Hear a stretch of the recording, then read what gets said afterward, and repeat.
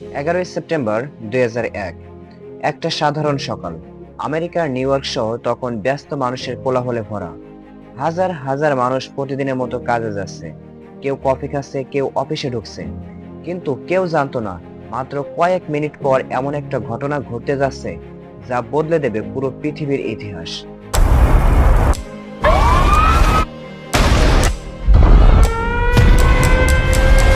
We're at war. We will find those who did it and we'll bring them to justice.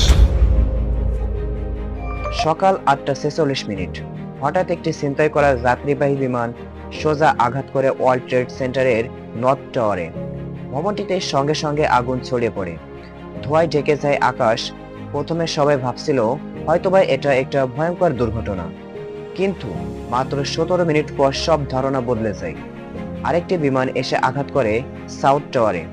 সারা পৃথিবী তখন live টিভিতে এই দৃশ্য দেখছে, আর তখনই সবাই বুঝে যায় এটা দুর্ঘটনা না, এটা একটা পরিকল্পিত হামলা।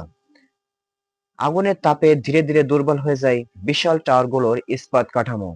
তারপর আসে সেই ভয়ঙ্কর মুহূর্ত। প্রথমে সাউথ টাওয়ার, তারপর নর্থ টাওয়ার। মুহূর্তের মধ্যেই ধসে পড়ে আকাশ ছোঁয়া দুটি ভবন। চারিদিকে ধুলা আর ধোঁয়া, আতঙ্কে ভরা পুরো শহর।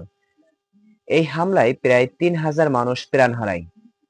ইতিহাসে এই ভয়াবহ ঘটনাকে বলা হয় সেপ্টেম্বর 11 অ্যাটাকস বা 9/11।